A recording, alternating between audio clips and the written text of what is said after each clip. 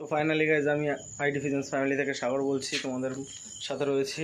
যারা চ্যানেল নতুন হয়েছে সাবস্ক্রাইব করে দেবে। আমরা আবার চলে এসেছি দাদার লফটে, যে সেটা বললাম আমার এই কাস্টমার যে মাল নেয় আমার কাছ থেকে কম বেশি, তার ঘরে চলে আসলাম। এই যে লাহোরি, পোটার, সব লাহোরি সিরাজ, ছোয়া চন্দনা, লক্কা, কিছু ওড়াই পায়রা আছে, সব কম বেশি আমারই দেওয়া।